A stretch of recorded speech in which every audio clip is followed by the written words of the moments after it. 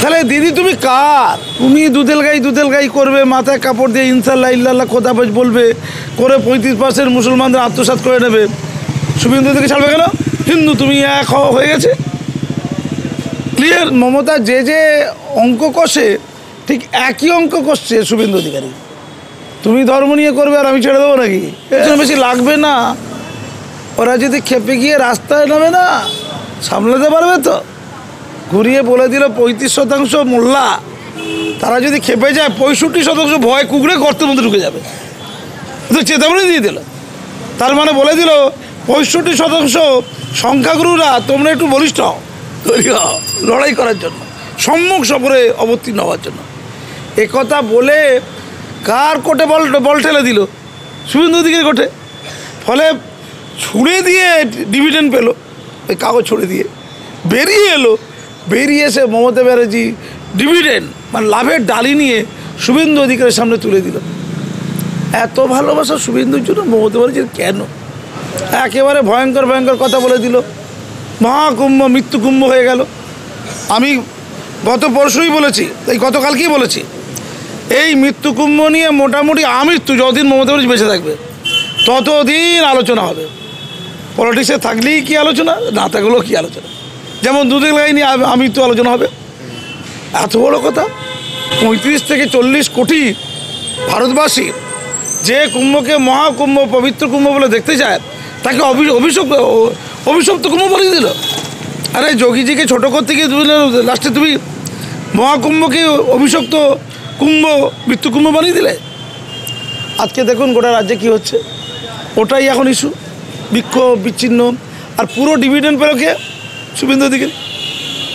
শুধু তাই না, কিন্তু আরও কথা আছে। মুসলমানরা কি খাবে কি পড়বে ওটাকে শুভেন্দুরা ঠিক করে দেবে? মুসলমানদের পাশে থাকবো না, ওরা মরে যাবে। তারপরে পরোক্ষভাবে মমতা ব্যানার্জি বলে দিল মুসলমানদের খাওয়া পড়া বেঁচে থাকা সব নরেন্দ্র মোদীদের হাতে। নরেন্দ্র মোদীর হাতে খাইয়ে পরিয়ে বাঁচিয়ে রাখবে না? তাহলে কি মুসলমানদেরকে এত দুরবস্থা যে খাওয়া নাওয়া পড়ার দায়িত্ব মমতা ব্যানার্জিকে নিতে হয়েছে? মানে ওরা ওদের যোগ্যতা খাওয়া দাওয়া করে না, মমতা ব্যানার্জির জন্য খাওয়া দাওয়া করে। মানে মোল্লারা যে খায় মমতার জন্য খায় না শুভেন্দুর জন্য খায়? একটা জাতিকে এর চেয়ে বড় অসম্মান কী করা যায়? বিধানসভা নির্বাচনের এখনও অনেক দেরি, কিন্তু মমতা বন্দ্যোপাধ্যায়ের এবং শুভেন্দু অধিকারীর যে বক্তব্য, বিধানসভা বাজেট অধিবেশনে মমতা বন্দ্যোপাধ্যায়ের যে বক্তব্য, তা থেকে দেখা যাচ্ছে যে নির্বাচন মনে হচ্ছে অনেকটা এগিয়ে এসছে, কারণ সেই উত্তাপ কিন্তু চলেছে। আমরা কথা বলবো, আমাদের সঙ্গে রয়েছেন কাজী মাসুম আক্তার। দাদা, আপনি মমতা বন্দ্যোপাধ্যায়ের বক্তব্য দেখেছেন, মনে হচ্ছে যেন নির্বাচন কয়েক মাস পরেই, কিন্তু নির্বাচনের তো এখনও অনেক দেরি, তারপরেও সেই উত্তাপ এই বাংলার রাজনীতি দেখতে পাচ্ছি। খেলা হচ্ছে, খেলাটা একটু আগে শুরু হয়ে গেছে। বাংলার মানুষ নির্বাচনকে কেন্দ্র করে সেলিব্রেশন করবে না তো? সেলিব্রেশন তো দুটো লোক করে পশ্চিমবঙ্গে। বেসিক্যালি পশ্চিমবঙ্গে আর কোনো রাজনৈতিক পার্সোনালিটি নেই, দুটো লোক আছে। হাতে রইল দুই, অবশেষে দিনের শেষে হাতে রইল কি? দুই। দুটোই একই গোত্রীয়, অর্থাৎ কোথায় একজন ছায়া একজন কায়া। মমতা হচ্ছে কায়া, আর দ্বিতীয় ব্যক্তি হচ্ছে শুভেন্দু অধিকারী, তিনি হচ্ছেন মমতারই ছায়া। তাদের মধ্যে টক্কর চলছে। এ বলছে আমাকে দেখ, এ বলছে আমাকে দেখ। মমতা যে অঙ্ক কষে ঠিক একই অঙ্ক কষছে শুভেন্দু অধিকারী। তুমি ধর্ম নিয়ে করবে আর আমি ছেড়ে দেবো নাকি? ইয়ার কি বেশ, ঠিক ওটা চলছে। যখন শুভেন্দু অধিকারী তৃণমূলে ছিল, আমি যতদূর জানি পশ্চিমবঙ্গে একমাত্র পলিটিক্যাল পার্সোনালিটি তৃণমূলে ছিল যার নিজস্ব ভোট আছে, অর্থাৎ শুভেন্দু গড় বা শিশির অধিকারী গড় একমাত্র গড় পশ্চিমবঙ্গে ছিল যেখানে মমতা ব্যানার্জিকে বাদ দিয়েও অন্য লোকের ক্যারিশমাতে ভোট হতো। তার নাম শুভেন্দু এবং শিশির অধিকারী জি। তারপরে তিনি বিজেপিতে এলেন, ভুলে গেলেন, ভুলে যাবেন। তুমি দুধেল গাই করবে, মাথায় কাপড় দিয়ে ইনশাল্লাহ ইল্লাল্লাহ খোদাবাজ বলবে, করে 35% মুসলমানদের আত্মসাৎ করে নেবে। শুভেন্দু থেকে ছাড়বে কেন? হিন্দু তুমি এক হয়ে গেছে। ক্লিয়ার? গতকালকে ওনার প্ল্যান ছিল একটা, এই জগন্নাথ বলে জগাদা বলে একজন আছে না, শুভেন্দুর ভাইকে কি একটা করার চেষ্টা করছিল, মানে শাস্তি দেবে আর কি, জগাদা। তো ন্যাচারালি বিজেপির মধ্যে তো আন্ডারকারেন্ট আছে। তো সেই এপিসোডে 10 গোল দিয়ে দিয়েছে জগাদাদের একদম কে শুভেন্দু অধিকারীজি 10 গোল দিয়ে দিয়েছে। পোস্টটা উইথড্র করতে বাধ্য হয়েছে। তাহলে ওখানে 10 গোল, এটা হাফ টাইমের আগে।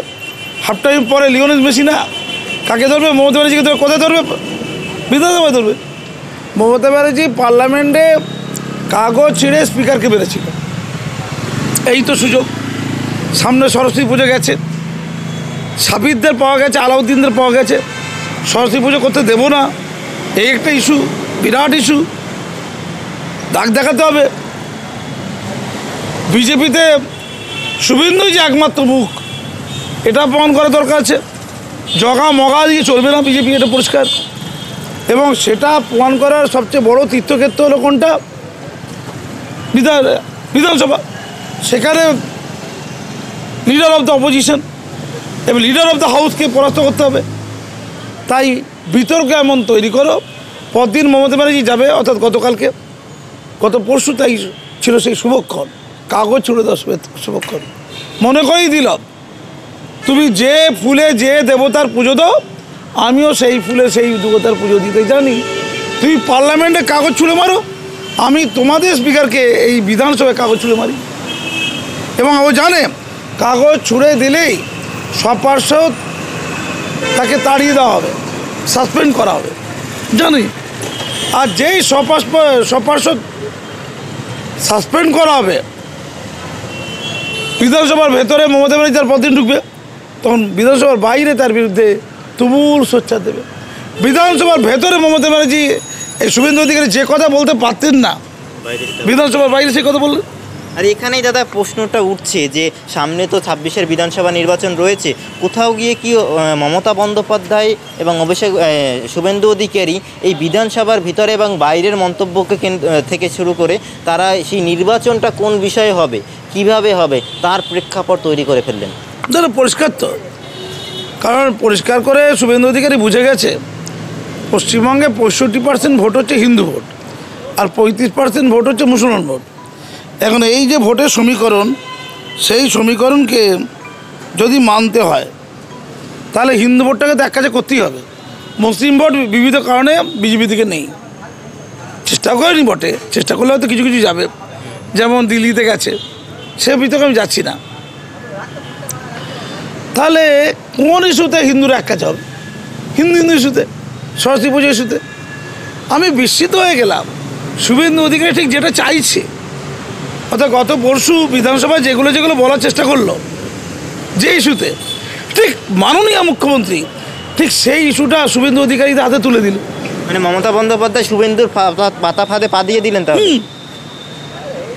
একেবারে ভয়ঙ্কর কথা বলে দিল। মহাকুম্ভ মৃত্যু কুম্ভ হয়ে গেল। আমি গত পরশুই বলেছি, এই গতকালকেই বলেছি, এই মৃত্যু কুম্ভ নিয়ে মোটামুটি আমৃত্যু যতদিন মমতা ব্যানার্জি বেঁচে থাকবে ততদিন আলোচনা হবে। পলিটিক্সে থাকলেই কি আলোচনা, না থাকলেও কি আলোচনা। যেমন দুদিন লাগাই নিয়ে আমৃত্যু আলোচনা হবে, এত বড় কথা। শুভেন্দু যে বাকি কাজগুলো করবে, কী কাজ? 2026 পর্যন্ত লাগাতার ধর্ণা দেবে, মাঝে মাঝে অনশনও করবে, ঠিক মাননীয় যা করতেন ঠিক সেই কাজগুলো করবে। তুমি আমাকে পথ দেখিয়েছ, আমাকে এগিয়ে নিয়ে চলো সখা। আমি বিস্মিত, বাংলার রাজনীতি এখন ধর্মময়, ওদের ধর্ম তোমার ধর্ম। আর মধ্যিখানে RSS ছিল 5000, 100 বছর ধরে 2011 সাল পর্যন্ত RSS-এর ব্রাঞ্চ ছিল কটা? 100টার মতো ব্রাঞ্চ ছিল, শাখা। আর 2011 থেকে 2025 পর্যন্ত RSS শাখা কত হয়েছে? 2500 ক্রস হয়ে গেছে। অর্থাৎ 100 বছরে 500 আর 10 বছরে 2500। দিদির আমলে খুব ঠান্ডা মাথায় বুঝতে হবে, দিদি RSS-কে এত ভালোবাসে নাকি RSS এখনই অক্সিজেন বেশি পেয়ে গেল। আমি RSS-কে উদ্বিগ্নতা বলছি না, আমি তাকে ওয়েলকামই করছি। তাহলে দিদি RSS-কে খুব ভালোবাসে না? অগ্নিকন্যা মনে পড়ে তো? তাহলে দিদি তুমি কার? ইল্লাল্লাহ না RSS-এর? দিদি তুমি কার? এ তো লাখ টাকার প্রশ্ন না। RSS-এর এই বাড়ন্ত পিছনে লাভ আছেন। পশ্চিমবঙ্গের মাটিতে 34 বছরের বাম আমলে RSS-এর শাখা সংগঠন ঘটেছিল কয়েকটা মাত্র, আর 100 বছরে মাত্র 500টা। দিদি 2011 সালে ক্ষমতা আসার পরে 2025-এর মধ্যে হয়ে গেল 2500+। আরও 700টা খুলবে নাকি বলছে আরএসএসের শাখা সংগঠন। সিপিএমের যত মেম্বার আছে পশ্চিমবঙ্গে, আরএসএসের মেম্বার নাকি তার চেয়ে বেশি। তাহলে আরএসএস তুমি কার? বিজেপির না তৃণমূলের মাথার? তুমি কার? দাদা, এখানে 26-এর বিধানসভা নির্বাচনে কার পাল্লা ভারী থাকতে পারে? এই যে নির্বাচনের মাঠ তৈরি হয়ে গেল বিধানসভার মধ্যে এবং বাইরে থেকে, 26-এ কার সুবিধা হবে? 26-এর বিধানসভা সম্পূর্ণ ছিল মমতার। মমতা কিছু বিজেপিকে গিফট করবে, আমি একলা খাবো না, দুজন মিলে খাবো, আয়। আমি মোল্লারা পুরো পেয়ে গেছি, মোল্লাগুলোকে। এই বিজেপি এসে গেল, ভয় লেগে গেল। আবার মোল্লারা সব রাস্তায় বেরোলে সামলাতে পারবো না, মানে উনি এমন পুলিশ মন্ত্রী, এমন ল অ্যান্ড অর্ডারের হেড, উনিই বলছেন সামলাতে পারবো না। এটা বলাতে বিজেপির পালে হাওয়া এলো। অর্থাৎ পশ্চিমবঙ্গে বিজেপি দলটা দেখার দায়িত্ব কার? মমতা ব্যানার্জি যার, বিজেপি দলটা দেখার দায়িত্ব ওই জগাদের নয়, কিন্তু জগাদের নয়, মমতা ব্যানার্জি। আর মোল্লা ভোটটা মমতা ব্যানার্জির দিকে রাখার দায় কার? বিজেপি করে যারা, তারা, তার ক্লিয়ার। অর্থাৎ তুমি মোল্লাদের নিয়ে থাকো, আমি হিন্দুদের নিয়ে থাকবো, আমি তোমার পদাঙ্ক অনুসরণ করবো। অর্থাৎ এই মুহূর্তে তৃণমূল বিজেপির অবস্থা বেসিক্যালি খুব খারাপ। এই মুহূর্তে যদি ভোট হয়, তৃণমূল পার্টি নিরঙ্কুশ সংখ্যাগরিষ্ঠতা জিতবে। কিন্তু আমার যেন মনে হচ্ছে দিদি যা করছে, আগামী 26-এ একখান কথা আছে, কিছু একটা গণ্ডগোলের ব্যাপার আছে। কি নিদারুণ ভালোবাসা! বলছে আমাকে সন্ত্রাসবাদী বললো, আমাকে জঙ্গি বললো, আমার হৃদয়ে বড্ড ব্যথা। আচ্ছা, কেউ যদি জঙ্গি সন্ত্রাসবাদী বলে তো মামলা করবে তার বিরুদ্ধে, মানার এটা কি? চিঠি লিখবেন বলছেন? মামলা করে কাকে? প্রধানমন্ত্রীকে চিঠি লিখবেন। এই ছোটদা একটু অসম্মান করেছে, ওগো বড়দা একটু যেতে দাও তো, তুমি আমার বাড়ির কাছের লোক, একটু ডেটে দাও তো। কি রে ভাই, মানে নরেন্দ্র মোদী যে বড়দা আর শুভেন্দু যে ছোটদা, অভিযোগ করবে এই নন্টে তুই আমাদের কাছে ডাব চুরি করছিস, তোর বড়দাকে বলে দেবো, এইরকম ব্যাপার। কোনো অ্যাকশন নেবে না, মানে তাহলে শুভেন্দু দিকে যা করছে বেশ করছে, তাহলে আমি কোনো অ্যাকশন নেব না। আমি শুধু বড়দাকে বলে চা খাবো আর আলুর চপ বেগুন খাবো, বুঝে নিন ব্যাপারটা। কিন্তু আমি খালি একটা কথা বলবো, এই টোটাল সিনারিওতে পলিটিক্সটা হবে, ধর্ম পলিটিক্সটা, তো মানুষের ক্ষতি হয়ে যাচ্ছে, মানুষের মধ্যে কাঁটাতাড়ে বেড়া তৈরি হয়ে যাচ্ছে। সবচেয়ে ক্ষতি হচ্ছে সংখ্যালঘুদের, মুসলমানদের। তারা দেগে যাচ্ছে, তারা সমাজে আরও বেশি উপেক্ষিত হয়ে যাচ্ছে, আরও কালপিট বলে তাদেরকে কেউ মনে করছে।